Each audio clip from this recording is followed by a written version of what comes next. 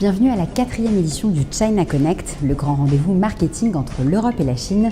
Ici, on apprend ce qui se passe du côté des tendances du plus grand marché du monde. Alors pour en savoir plus, suivez-moi.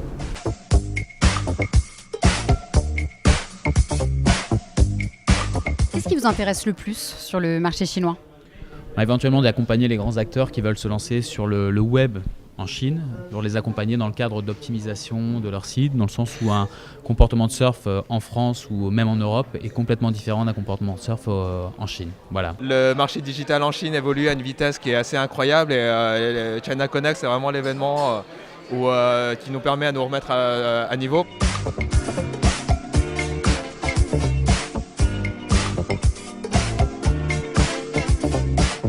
Depuis l'arrivée de 360 sur le marché chinois, où en sont les moteurs de recherche en Chine ? Alors en Chine, il y a une guerre assez agressive qui se mène entre Baidu, 360 et Sogou, depuis le développement du moteur de recherche en octobre 2012. Donc les parts de marché ont beaucoup changé. Baidu est passé d'une situation de monopole avec 81% de parts de marché à 59%. Tandis que 360 a évolué de 0 entre guillemets à 25%. Est-ce qu'à terme, ces moteurs de recherche chinois peuvent peser sur la scène mondiale ? C'est leur objectif.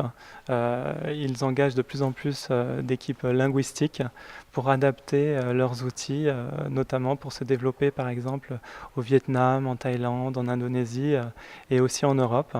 Donc, par contre, ils sont habitués en Chine à être entre guillemets protégés. Et donc, ça leur impose d'avoir une nouvelle logique de développement et de compétition sur des marchés qui sont plus ouverts. On a parlé des nouvelles technologies d'innovation en Chine et elles sont en pleine expansion. Ce que je préfère, c'est le hardware. Parce qu'on voit beaucoup de constructeurs dans ce domaine. Et il se trouve qu'ils sont chinois. Ils font des marques chinoises plutôt que de la copie en fait.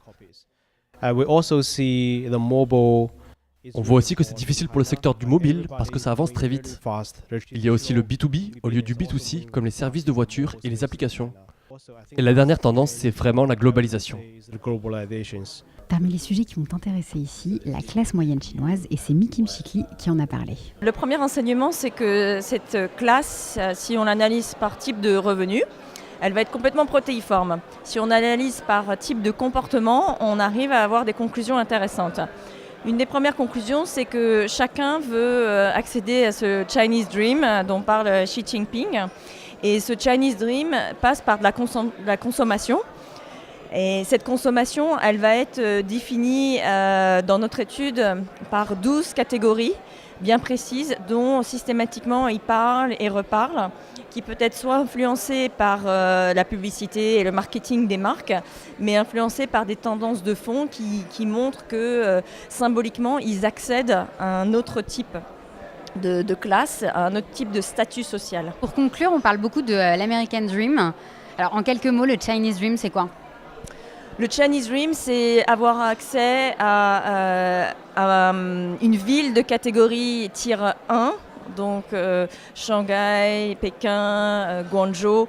Pouvoir vivre dans ces villes, c'est vraiment important. Donc obtenir la licence de travail quand on n'est pas originaire de ces villes, c'est vraiment très important. Et ensuite, ça va être encore lié à la consommation et moins à une certaine mentalité. Donc pourquoi ils veulent faire des études, pourquoi ils veulent un bon job, parce qu'ils veulent gagner de l'argent et ils veulent acheter des produits pour montrer qu'ils ont accédé à ces sociétés de consommation.